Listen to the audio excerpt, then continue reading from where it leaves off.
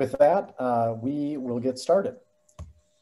So today's presentation, what we're going to do today is really talk about predominantly the idea of digital profiles.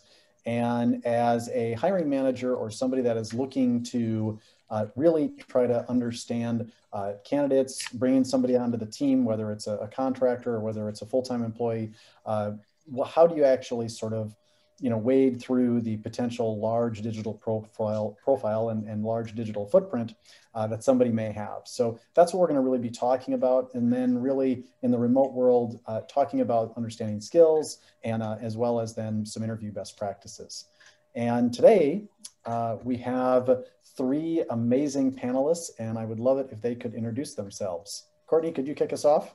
Absolutely. Hello, everybody. It's great to be here. My name is Courtney Cartwright, District Branch Manager for BC Forward. I spearhead our Minneapolis region, responsible for all client-facing activities, both on the business development side as well as the recruitment as well, utilizing our office both here in the Twin Cities as well as our offshore branch in Hyderabad, India as well. So great to be here.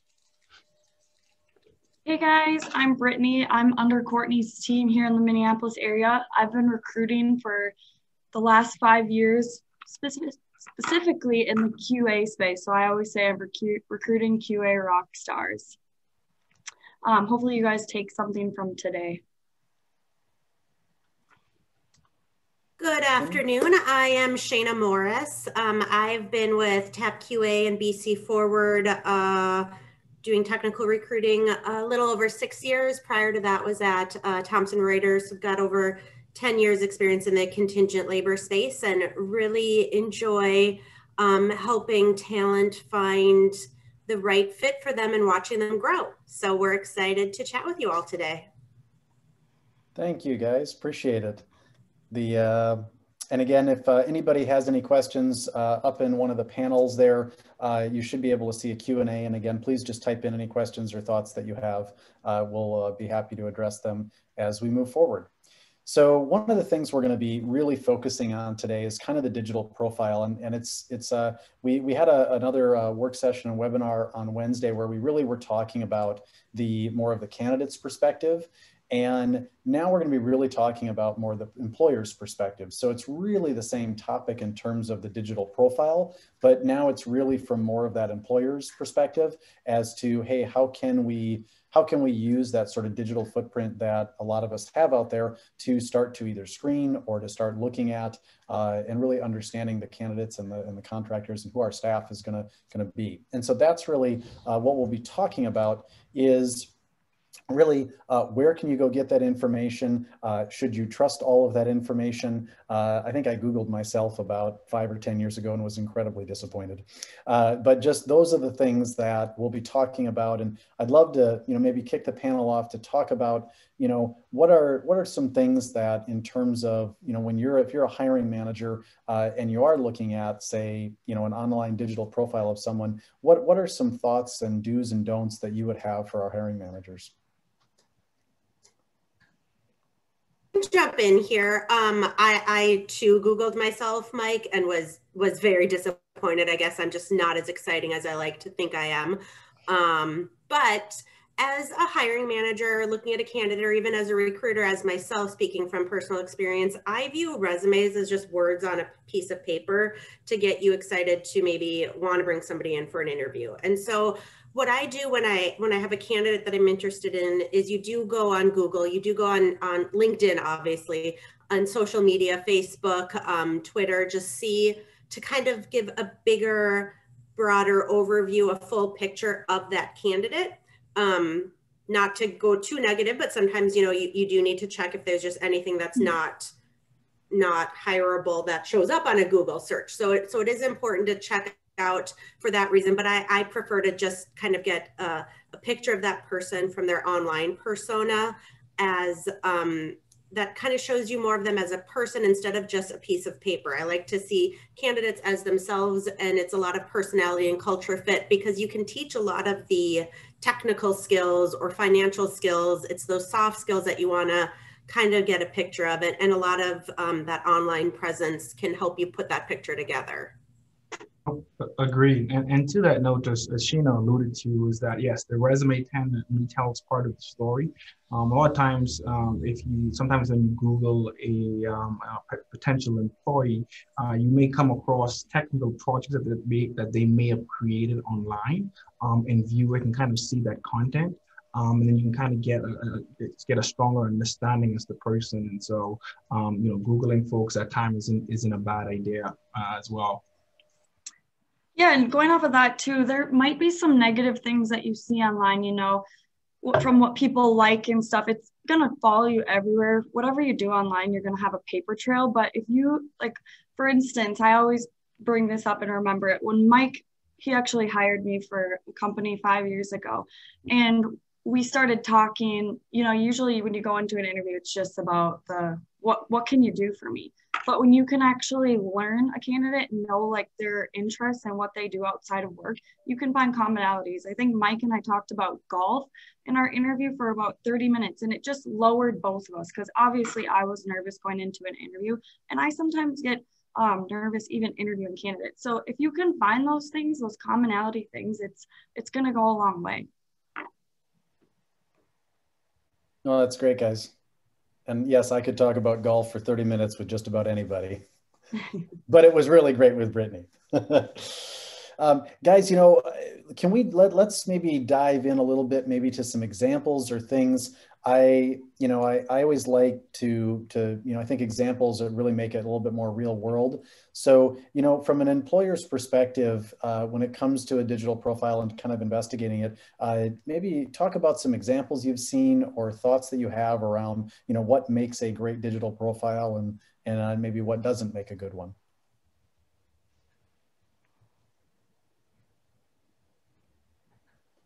Shana, Sure. You're up again. I can kick off again. Unless you want to, Courtney. So some examples of a digital profile I've seen. I like where Courtney was going with some work examples, because when you're in the technical space, or I don't want to get too specific, but a lot of user experience type roles and website design, people have portfolios, and you can find that online. And I think that's really helpful. And as a recruiter, you can also share that with the hiring manager, and that paired with their resume, paired with, a LinkedIn profile showing how that person interacts and some of their hobbies and interests, turns it into a complete person that you kind of have this good feeling going into the interview. And then you wouldn't be as nervous, maybe as Brittany alluded to, perhaps starting off an interview kind of nervous. You can just be ready. I really like seeing work examples. I like a well-written LinkedIn profile that goes through the progression of a candidate's career. So maybe they started at a company doing one position, and then 2 years later took another, and they kind of they bullet those out in the profile to show the different roles that they took on and how they moved themselves up. Agreed, and particularly to LinkedIn, right? Obviously, you will see someone's career progression and some of the information that they include in there. But even more interesting is that in that profile down at the bottom, you will see maybe an interest page, right? And for a lot of our folks in the technical space, they may join a group, right? So if you're a developer, they may have, they may be a part of a .NET development group, or a Java, or if they're a tester, they may be a part of an automated group. And then beyond that, you may also get to see what they're doing outside of work, right? They may point out that, hey, they're involved in some non-for-profit work, right? So it's showing them that, hey, certain things as it relates to the community, they're involved with and supporting. And then even beyond that as well, you can log into a user and maybe see some content maybe that they may have written about, right, and kind of read and get an understanding of this person. They may craft a document that highlights improvement within the automation process, right, as well. So you get a really good understanding of the person by looking, particularly within their LinkedIn profile. Yeah, totally. You guys covered it really well, but LinkedIn is one of my favorite things too. And some great examples that I've seen are, obviously, when I'm recruiting for QA, I love seeing GitHub. That's always a good one. And then if I'm recruiting more for like the manager type people, on their LinkedIn, there's always referrals and recommendations at the bottom from past managers or past colleagues. And I love reading those. And I usually forward those on to my sales team if I'm actively pursuing this person. Just, hey, look at this. This is really cool and it could help with the client side. So, you know, all that kind of stuff is cool. And then also if you have friends in common, you can always go cross-check and be like, hey, did you work with this person, or do you know this person? And the world out there is really small, I've come to find, with recruiting in my last 5 years.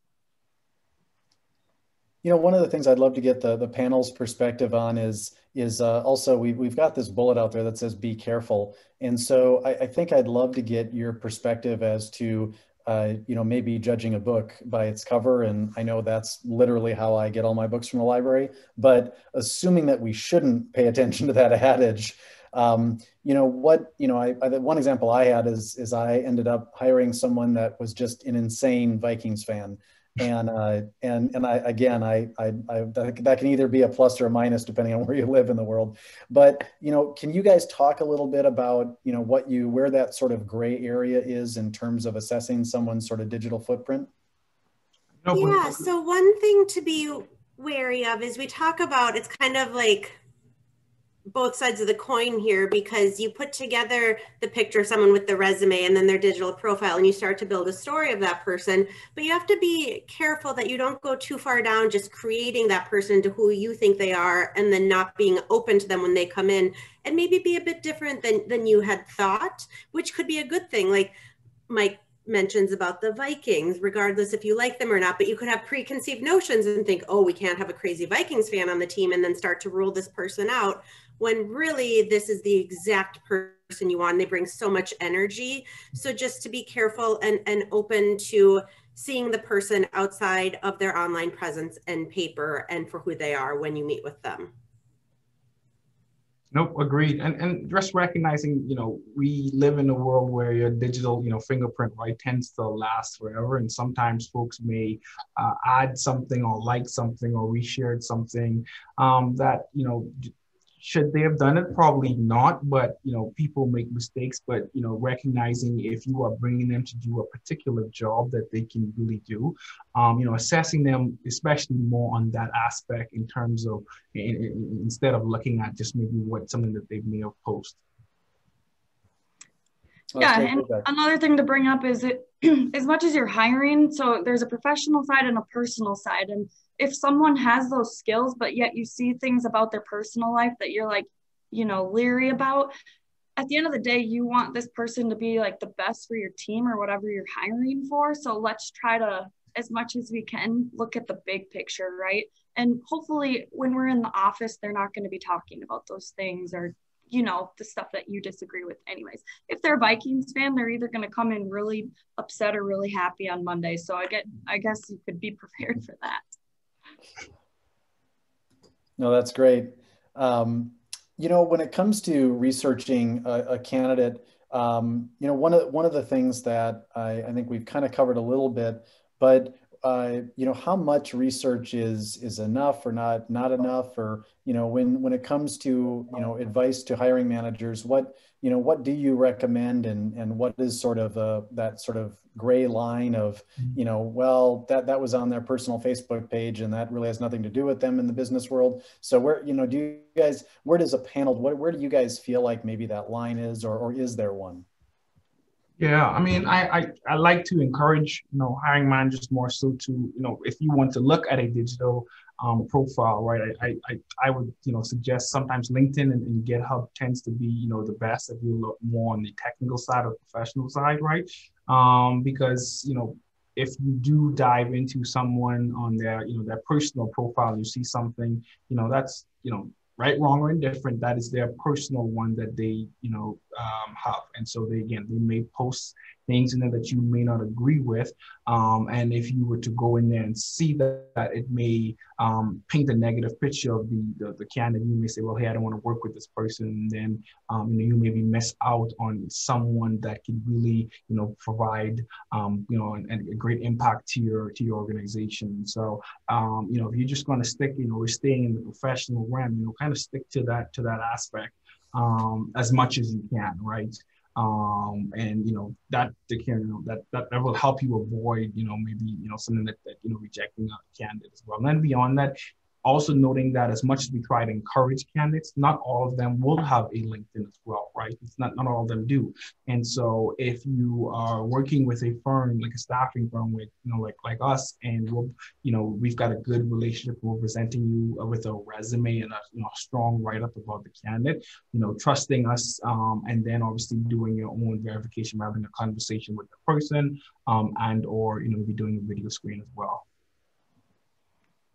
Yeah, and drawing the line, I guess we don't have all day to sit and research these candidates, but we try to do as much as we can just because it's our due diligence as recruiters to, find out as much information. But, I'm not marrying this person. I don't need to see all their personal life things. I'm, as long as their skills are good, I'm going to check out a few things just so I don't get myself in trouble, down the road if something comes up in an HR or something like that,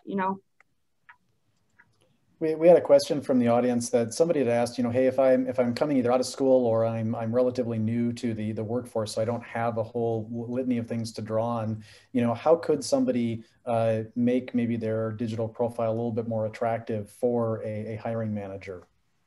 Great question. A couple of things, right? If you have an internship that you've done, that's pretty amazing that you want to add that information in there. A lot of recent grads may do a study abroad trip, and you want to add that content in there because it shows that your ability to work maybe with different cultures and different backgrounds, and that's something that's a great value add, for hiring managers, particularly in today's time. And so, any information that you can provide specifically about your college experience, if you don't have any work exposure, that could be great. Whether you're an athlete, right? Or you were an RA in charge of a certain dorm, or maybe you spearheaded a club, some sort of club within your university. Any information about that would be great. And then beyond that, many universities have a kind of a center that you can go to that they will work with you to help you maybe draft a resume or create a LinkedIn profile. So I encourage you to stop into those centers and utilize those because they can really help you out a lot. Yep. Also, any volunteer experience is good to note. And one other thing that I learned from Mike when he hired me over 6 years ago was when he was talking about candidates he likes to hire into the QA space and into a professional role, junior level candidates that don't have much corporate experience yet, is things that candidates might not realize are real world experience. One was bartending. Mike said if somebody had bartended at a function for their family or outside somewhere, it shows that they can communicate across different levels of people and age groups, so that would be different levels in a structure of an organization. So those communication skills. So serving, bartending, I know are very common college careers or jobs probably, and that those skills do translate to more than just making a drink at a bar. You're also having conversation, you're doing those communication skills, speech, because you're talking with people. So it's pulling out different things that you've worked on. So you still add those to your profile because a recruiter will see those positions differently. One more thing to add in really quick is use LinkedIn the most that you can. I mean, it's a great resource. There's so many groups that you can join and, connect with recruiters and, ask them or tell them. I have no problem reaching out to people, even if I know I don't have a role, because who knows where you'll be down the road. I might need you. So get out there, connect with people. It will only help. No, those are great points. And I think Shayna brings up a really great point just there. I think as a hiring manager, there are definitely different areas where we can ask about communication that don't always have to be, hey, you were on project X and how did you, speak with your manager or your team? I think that's a great way to maybe look at some folks that maybe don't have a lot of experience, that there are different ways to ask communication questions that don't necessarily have to do with just the professional world to see how somebody is going to react or what they've done in the past. So they don't always have to be bartenders either. Other ways to ask that communication question, but God knows I love a good bartender. So Good. Flipping things around a little bit. As hiring managers, we also have to be very, very understanding that candidates are looking at us too. And so as much as we're going into the interview to interview somebody to be on our team, they're also interviewing us to see if they want to join our team. And so these are some different things that we want to make sure that we're mindful of in terms of just how our own profiles look. And so making sure that we're putting forward our best image. Any advice to our hiring managers about maybe how their profile should look or what they should be doing to help engage with their potential interviewees? No, that's a great question, and it's a good point to allude to. In that the same way, obviously, you're going to look at your potential new hires. They're looking at your profile as well to see, okay, what type of boss is this person going to be going to be working for. And so, as it relates to what you're posting on LinkedIn, right? I mean, if you're liking content and sharing really great information that your company is doing, whether that's, hey, we just we increased our, diversity hires, for an example, or we had this new product that we're about to be launching and you're liking it and you're sharing it out there. People love that sort of information. They might be like, oh my, gosh, like this is a really cool company. This is something that I want to be a part of.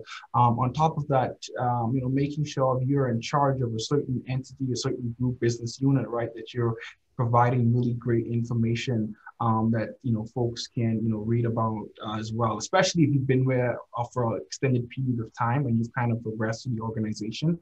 It shows people that you're coming from a healthy company, and if the opportunity is a contract hire or direct hire, whatever it is, I'm like, I want to be a part of this because this manager actually started out where I'm going now, and now look, years later he's a director of some sort as well.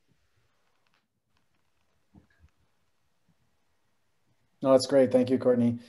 Just a question, I think sometimes we always wonder about how much personal information, we should have out there. I think, one thing I would always recommend is just if we look at this slide on the right-hand side, I think that there's certainly some privacy settings. So just making sure that, you've got those, turned on so that, your group can see your stuff and people that might be checking you out to come work for you aren't necessarily looking at, your 3-year-old's birthday party or whatever it might be.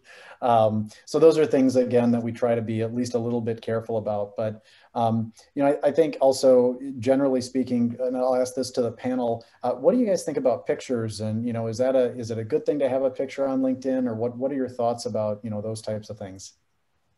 I 100% recommend a photo, a professional photo. It could even just be, you have a family friend take a photo of you next to a blank wall. It doesn't need to be something that you've gone out and posed for a headshot, but a photo that shows you. When I find candidates on LinkedIn that don't have photos, does it put a little of just a question mark of, are they who they say they are? So I really do recommend a photo. Yeah, absolutely. I agree with Shayna. In fact, there was a candidate I was talking to 3 weeks ago. We went through the interview process. I really liked him. And I asked him, I was like, why do you not have a photo? Just haven't put one up. And I was like, could you please put one up? Some of our clients look, and it'll just help. It won't hurt. Mm-hmm. Well, that's great. Let's move on to talking a little bit about just assessing sort of skills in an online forum. And, best way to do that is usually resumes. So, one of the things I wanted to ask the panel or have the panel discuss is just, what are some great ways of kind of better understanding technical skills if you as a hiring manager don't always have those skills, and then also talk about soft skills. Especially on the resume side, just recognizing more folks who coming from a technical background, they may not be the best, resume writers, right? Part of our role in this space also is to assist with some of the information, because they may not add all the information about the project, a particular project that they worked on, right? They may just kind of add a few lines and kind of leave it at that. And we, a lot of times we do our best to insert a few additional information in there. But to the question, just recognizing that, you know, by and part, the resume tend to not be an end all be all with some of these folks. If you're really looking to do some sort of assessment, some of our other hiring managers we work with, they may even do a testing, like a skill test that they may send out. Hey, have your person complete this, and then they'll get a grade from that person, or they may get to see get an understanding of how that person thinks or processes information. And so just recognizing that the resume won't give you all the details, but given that many of these folks they're not the best at writing resumes. Yeah, exactly. And there's some people that, like, let's say they've touched on a skill a couple times and they felt like they shouldn't put it on their resume, but yet that client is like, oh, it'd be nice if this candidate had that specific skill, and then we get to talking and they do have it, but it's not on their resume.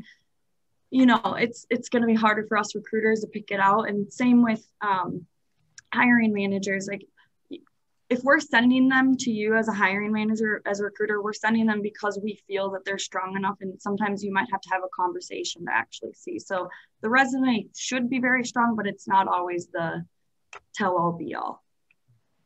And also when it comes to soft skills, soft skills are so important because personally, I feel like a lot of technical skills you can teach, you can learn, but those soft skills, I like to focus on that when meeting with candidates too. And how is their communication? How is their initiative? So asking questions to drill down into those areas, I find really important too. And I think that no, thanks guys. This is that's great information. And I think there's also some online things that we can do as well. So if I'm a hiring manager and I don't know SQL that well, I once knew how to do an inner join, and I was just top notch when it comes to SQL. But now that doesn't even get me above any type of bar. But to talk about that, I think that there are sites like Udemy and other sites that have like free tests that you can send people. So I think those would certainly be things that I would recommend as well. Panel, do you guys know of any tests or other sites for certain skills that are out there that might be worth talking about? Udemy is a big one. Yeah. As you mentioned. Yeah, Udemy is a top one, and there was another one that we use. Sorry, I'm blanking on the name, that we can send directly through our ERP system, but it has a bunch of different ones, different tests that you can utilize. But I would point out, you also have on the screen, soft skills and how do you ask the right question, particularly to this discussion. I think it's important to ask open-ended questions. Instead of, hey, do you know automation testing? Yes or no. Like, instead of maybe asking it that way, like, hey, I've got this process that we're doing. It's we're doing this testing and it's all manual. Run me through the scenario that you would do to maybe automate this process, right? It's a little bit more open-ended, and then from the answer you can kind of learn or process how that person thinks and get a strong understanding of their technical abilities that may not be on the resume. So those open-ended questions tend to serve folks a lot. No, Courtney, I think that's a brilliant point. I mean, I think sometimes as an interviewer, you're not really expecting somebody to always know the exact right answer, but you're trying to look for, do they have the right process, or can they figure out a process that will guide them to the right answer? Because as we're looking to hire people, that's really what we want, because those are the types of folks that are going to excel in any position. So I think that's a brilliant point about just making sure that we try to stay away from yes or no questions, because if you ask a yes or no question, you're probably going to get a yes or no answer, and then you're going to feel like, that person didn't really answer it that well, and nope. And that can happen, and we've certainly seen that. And let's not forget, just from a hiring manager perspective, that these candidates are very nervous, and talking to people and stuff just aren't skills that you're born with. It's either, I like to talk to people, and that's why I'm a recruiter, but sometimes you get someone in the chair and we know that they have the skills needed. They've been through our tech process. I've talked to them, but then as soon as they get into your chair, it's like sometimes they blow it because of the pure nerve aspect. So let's try to keep that, in the top of our heads. You know, I think another one that I would recommend as just a bit of a nugget is going out to a site called insights.com. They've got a brilliant way of sort of assessing people's soft skills. And it kind of lumps people into like 4 colors. And I would certainly recommend going out to that site. It may give you an opportunity to ask about, hey, do you like to get involved? Or, you know, do you more, if you're more of a detailed person, or, you know, just different ways that you can ask some open-ended questions to kind of better understand kind of who that person is, and if that's going to really fit the need that you have. So I think that's another great site to go to. Let's move on a little bit, and, you know, still talking about the idea of, you know, resumes and building resumes. We've got veterans that are coming into the, you know, from really the public sector into more of the private sector. And I wanted to ask the panel, whether it's maybe a veteran or maybe it's just somebody more brand new to the work environment, how are ways that people can translate skills, or, you know, what do you recommend for somebody that doesn't have, you know, very specific skills that maybe the professional world might be looking for? Take that one. No, you pointed out earlier, right?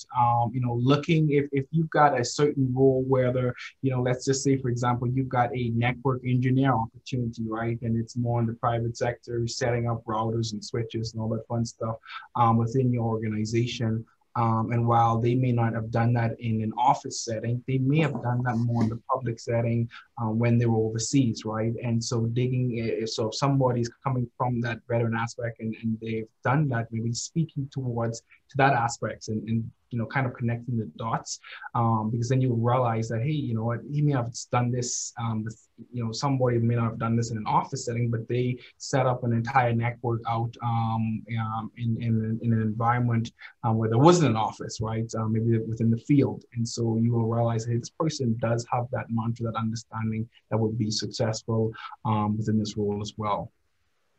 Yeah, and I'm new at this, but I was on a panel on Wednesday with someone who is really great at this tip, and you can go on LinkedIn. I think the panel from Wednesday will be posted if you care to hear more on this, but she mentioned something about leadership skills. If you do have leadership skills in the military, it's always going to transfer over to a tech job or any job for that point. So, you know, just highlighting whatever your highest points were can translate in some way. I think as a hiring manager, one of the things that we have to be aware of is that the exact skills and the things that folks that come out of the military are doing are incredibly valuable, but they may not always exactly transfer to the type of either words and skills and things that maybe we're more accustomed to or used to. So things that are more, you know, you know, we talked a lot about like policies and procedures, and that is how the military is very driven. And so then that really does translate to things like agile or project management and those types of terms. But being able to kind of connect those dots as a hiring manager, I think is incredibly important. So. And I would just also add, veterans are going to have very, very high level of professionalism in their skills and their communication and their loyalty to the organization. And so you just can't discredit things that you can't see on paper about their experience. That just might not be, as Mike said, translated into words on paper, but they have that experience from what they've served in. Get them talking, you know, ask them stories. And once they start telling stories, you're probably going to be like, whoa, that, you know, you can ask more questions, and that's another way too. And I know BC4 does a really great job at hiring veterans. In fact, we have received the Employer of the Guards award several times. And because many of those folks who are coming from the public sector into the private space, they tend to do really well within that sector as well. So I encourage you all to, you know, continue to look at veterans because they do bring a value add to your organization. Now, one final thought on that is that we, as a hiring manager, one of the things you'll also want to be aware of just within your organization is just the level of flexibility, because a lot of folks that are potentially coming out are still serving, and so it's not necessarily like a total flop over. It's somebody that may be in the guard, or it might be somebody that is still serving, and so that does require some flexibility on the employer side. And so, as long as you know your organization has that flexibility, as Courtney and the panel have mentioned, this is a great pool of resources that come out and really can hit the ground running with things like project management and agility, organizational skills. So we highly recommend it. And last, we're going to cover remote interviewing. With remote interviewing, it's definitely a different world that we live in. You can't pat people on the back, shake their hand, or anything like that. But I'd love to ask the panel, what are some best practices when it comes to remote interviewing? So for me, I love a video interview. It's so much better than a phone. So if possible, do a video interview. There's so many tools out there that are free. Just you get better connection with a person. You can't always tell tone over the phone, but in a video, you can see if somebody's smiling. There's more laughter. The person becomes more real. I also sometimes, if they're working at home or taking it from home and they've got kids and animals, just be upfront with the candidate that it's okay if life comes into the house when they're on an interview. Sometimes my favorite is when a baby crawls into the room or an animal comes through. Like, that's just part of life, and you're hiring a person, not like a stick figure. So just setting the stage with them, not to be they might feel bad if some of those things happen, where really that actually builds more rapport with the candidate. I like to do my interviews as more conversational, getting to know the person. I see how you have on the slide, Mike, technology fails sometimes. So that goes along with if that baby comes in the room, or if that dog starts barking at the mailman that's coming to the house. Technology can fail. That's okay. I always like to add a backup method in an interview with someone. Say, hey, if this fails, here's a phone number. Make sure there's another way to get back in touch with the person. Nope, agreed. And obviously we're in a pandemic, world where a lot more people are at home, right? Me within the space that I'm in as a Asparagus branch, I am also interviewing people as well. And there are times where I'm interviewing a person for a role, and all of a sudden their network starts freezing, right? Because they've got kids in the house that may be going to school, or another a spouse that's also working online. So they're pulling from all these different, bandwidth, and so it becomes a lot more slower, and so there's a lag. And so understanding that dynamic will have some technical difficulties maybe in the interview, and then if you're a hiring manager, if you can figure out ways maybe to kind of make it a little bit more fun. One of the things that I would do if I'm interviewing somebody and I'm here in Minneapolis, especially the last year was in the negative degrees, I may change my background around to show the beach, right? Just kind of lighten the mood a little bit. And they may ask, hey, are you really at the beach? And like, yeah, in my mind, but technically it's negative 40 degrees outside. So yeah, and then that kind of, lowers their, their angst or whatever. So you kind of have a little bit more dialogue. And then, Sheena pointed out, because we are, many folks are interviewing from home, you may see, a child may run into the room, or you may hear a dog barking. I know at times when I'm at my house and I'm doing a Zoom meeting, my dog likes to charge into the room and jump in front of the video as well. So just letting the folks know, hey, it's okay, it's fine. Goes a long way. I think a year in, we're all getting better to this. I think in the beginning, everybody was very self-conscious of anything going wrong. If my Zoom failed, oh no, they're going to think I don't know how to operate my Zoom. If my animal comes in the room, they're going to think I don't know how to keep people out of the room if I'm in an important call. And now a year in, I think we're all realizing we're all human. Technology fails. It's okay. It doesn't mean you personally don't know how to make your Zoom work. I think it humanizes the process more, and you get to know the candidate better when those things come in. I personally like seeing Courtney's dog. I wish my cat would come in more, but he's lazy and just sleeps. But I think that part makes the interview process just, you're hiring a person, so let them be a person. For those of you reading the actual slide here, the second bullet talks about the fairy tale method, and I would be remiss if I didn't actually explain what the heck that is.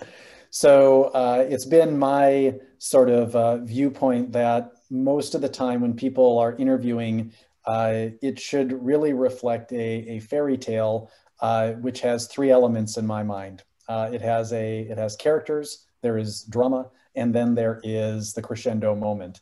And a lot of times in an interview, we really focus on those crescendo moments. So for the hiring manager, we're asking things like, hey, how did you work in this? How did you solve this problem? Or what did you do? How do you know SQL so well? Or how do you project manage so well? And you really try to get to almost that crescendo moment without giving a candidate or somebody that's interviewing with you the opportunity to really talk about the people that they worked with and some of the drama that they had to overcome to eventually get to that crescendo moment.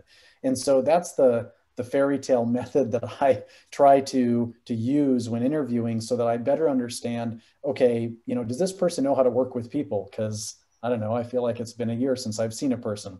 So do they know how to work with people? And then, do they know how to overcome drama or issues? Because there's always going to be challenges no matter what environment or job you have. And then lastly, then let's get to that crescendo moment of where you've overcome something and have great skill.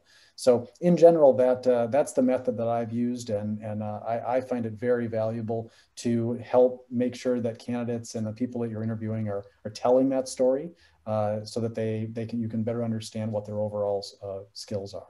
So, with that, I believe that is the last slide. We'll open it up for questions, and I wanted to say thank you to our panel. They did awesome.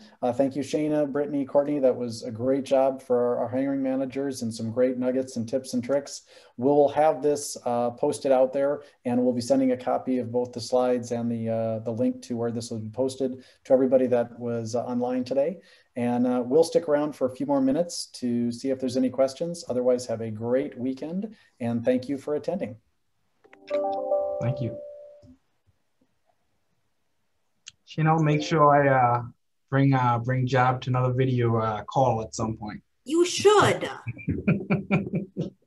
Yeah, so that's also why I come to the office, to escape him a little bit. So he's not a fan.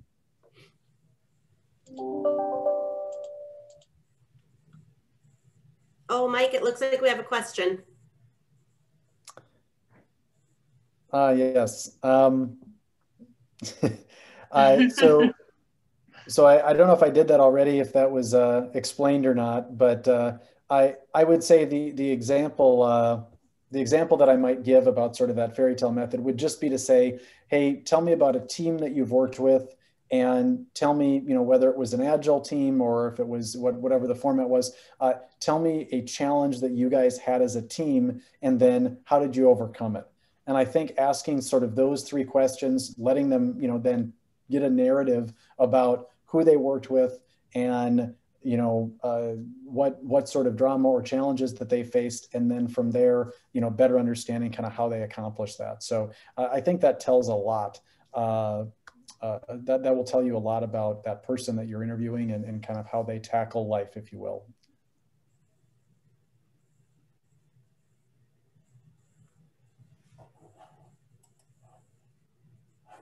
We did have one more question, and I'll ask this to the panel. It says, my HR department discourages hiring managers from doing online research to minimize bias.